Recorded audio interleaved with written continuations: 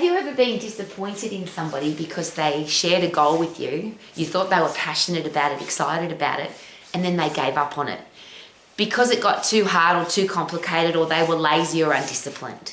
So you got excited for them, but they gave up. What about you? And it's a very personal and confrontational question. Have you ever started something and given up on it because it got too hard or too complicated, or somebody told you that you couldn't, or you are just lazy or undisciplined? Very tough questions. And the reason I'm asking is all of my life, my entire goal has been to inspire people to be healthy, fit and strong, to have a career or business that they love, to be financially free and to have great people in their life. That's what I study every day. But I started with those being my personal goals. I never wanted to be unhealthy, unfit, out of shape. So I've exercised every day of my life since I was 10 years of age. And just as a side note, that is not to impress, because I've also eaten every day, slept every day, worn clothes every day, brushed my teeth every day, had a shower every day. To me, exercise is just a normal part of life. So for me, it's very difficult to comprehend why you would want to be the opposite, which is unfit, weak, out of shape, have no energy, not love your body when you look in the mirror. I can't understand why you want to live your life like that. So if you've got a goal to be healthy, fit and strong, lean, energetic, and you give up on the goal, my question is always why? If you've got a goal to have a career or a business that you love rather than a lousy, stinking, rotten job, and as the owner of an education college, I see this every single day. People share with me, I want to be an exercise professional. I want to have my own business. I want to change the world. I want to have an online exercise business that helps my friends and family all over the world to be healthy, fit and strong. People share their goals with me every day. But I'm sure you've experienced this too. There are people who talk a lot and don't do. And I can't understand, because when they tell me what they want, they're excited and passionate about it. And they tell me how much they hate their job. I hate my job. I don't like going to work. I don't like the people I work with. I don't like the hours I have to work. And I always ask that question. Why would you live your life any other way? Choose your own hours, be your own boss, be in full control of what you do to make money, love doing what you do every day, work with the people that you want to work with, earn the amount of money that you want to earn, and go on holidays when it suits you. To me, that's the only way to live. But so many people tell me they want to live that way too, but then they go back to their lousy, stinking, rotten job that they hate. I can't comprehend that, because of course all of my life I've been an exercise professional and loved waking up every single day. People tell me they want to be financially free. They're struggling for money, they're broke, they can't buy the things they want to buy. But they're not prepared to do what's required to be financially free. And it's not that complicated. It's just spend less than you earn, allocate your money appropriately, invest wisely. And even if you're on minimum wage, or even if you are on some kind of government support, if you allocate a small amount of money, money will grow if you look after it effectively. And that information is available to everybody. Every library is for free. I always share that. You don't have to go to a financial planner. Libraries are free and financial planning books are for free. But people are still broke. They complain they don't have any money. They live their life without being able to do the things that they want to do because they don't have enough money. And then lousy, stinking, rotten people in your life, I can't understand why people do that. Why would you have a horrible family member or members infecting your headspace with negativity or telling you that you can't do something? Why would you have a partner or friends that don't believe in you, that don't want the very best for you, people who treat you badly or disrespectfully? Why would you have those people in your life? And these are all very confrontational questions, because I'm sure, like me, you've dealt with people who have told you, I want to be healthy, fit and strong. I want to have a career or business that they love. I want to be financially free, and I want to have great people in my life, but then they're not prepared to do the things that are required to do it. So they end up with the opposite. They're unfit, fat, weak, diseased, depressed. They have a lousy, stinking, rotten job that they hate going to. They don't have any money, and they've got really crappy people in their life. So why do we give up on things that are so important? And I'm all about solutions. So people ask me, Rowie, how do you do it? How come all of your life you've been committed, disciplined, achieved all the things that you want to achieve, you keep learning and growing, and you exercise every day? How do you do that? Were you born that way? Is that your DNA? And that, of course, that's a silly question, because I have people in my family that aren't the same as me. I have lazy, undisciplined people in my family, so it obviously didn't come from my parents. It came from a goal. I wanted something, and I decided I was going to get it, and I wasn't going to stop until I got it.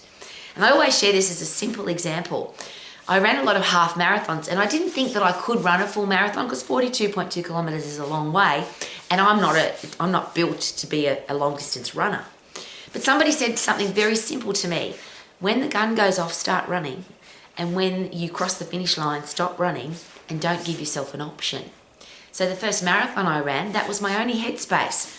Start running and don't stop until you're finished. Now since then, and again, not to impress, but I've done 21 marathons with all sorts of interesting challenges. Sore knees, sore hips, tired, sick, all sorts of things. But if I decide to do something, regardless of what's going on in my life, I commit to it and I do it. But how do you get to that space? And here's my solution. It works if you do it. It's like a wheelbarrow. A wheelbarrow won't go anywhere unless you push it. Your life will not be successful. It won't go anywhere unless you do the pushing. You can't expect it to fall out of the sky in a pretty pink box, obviously. So what is it that you want? And the goal has to be really important to you. But a lot of people tell me their goal's important, but they still give up on it. And it's usually because it's hard. If it gets complicated. And I use martial arts as an example because my husband's a martial artist. A lot of people start martial arts and they even achieve a couple of belts. So they might go from white to yellow to green, and there's different martial arts with different color belts. But ultimately, all martial arts end up in a black belt and above. Very few people who start martial arts end up with a black belt, even though that's what they say, I want to get a black belt. And they usually quit when it starts to get hard. So the first few belts are technically not that complicated because there's only a few skills that you have to learn. But as it starts to get harder and you have to remember more things and you have to be fitter and tougher and stronger and more disciplined, that's when people give up. So is discipline the connector? And discipline is a very simple thing. And again, this is what I'm known to be disciplined, but it's a very simple thing to put into your life. Do what you should do, when you should do it, even if you don't feel like it. Now, the first two are simple. You know what you should do and you know when you should do it. Procrastination is never part of success. You know that you should do it now, but most people don't do it now. I'm waiting to be motivated. Is it possible that motivation comes from the doing? So if you make a commitment, whether it's raining or cold or hot or I'm tired or I'm sick, I'm going to do it, which is the last part. Do what you should do, when you should do it, even if you don't feel like it. Even if it's hard, even if it's complicated, even if you don't want to do it, focus on the outcome. So that's why it's so important to have such a big goal, because if you've got some lousy, silly little goal that's not important to you, of course you're going to give up on it. But surely your health and fitness, your career and your business, your financial situation and the relationships that you have, the 4 things that I bang on about every day, surely they're important, and why would you give up on them? Why would you settle for weak, sick, fat and diseased? Why would you settle for a lousy, stinking, rotten job? Why would you settle for being broke, can't afford to buy the things that you want to buy? And why would you ever settle for lousy relationships? So they're my very personal questions. The connection between this is what I want and this is what I have achieved, this is the way I live my life, is discipline. So what if you made a commitment today? I know what I have to do. I know when I have to do it, but now I have to do it when I don't feel like it.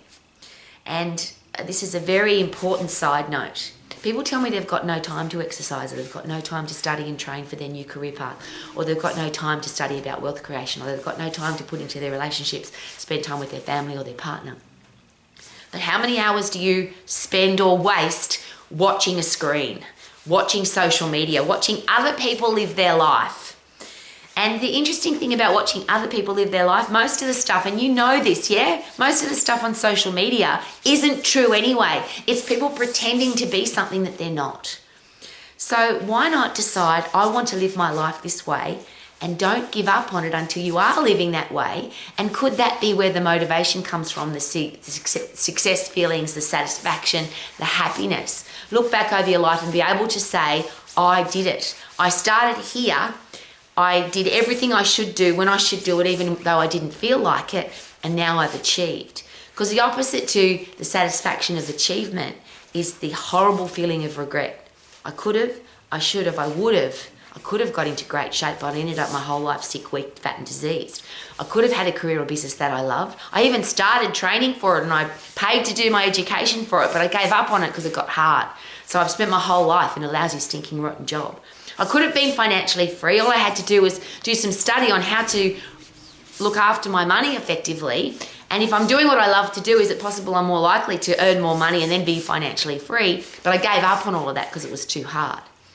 And I spent a lot of time scrolling through social media looking at people dancing and people singing and dogs doing stuff. I love watching dogs doing stuff on social media, but I would never do that if I had other stuff to do.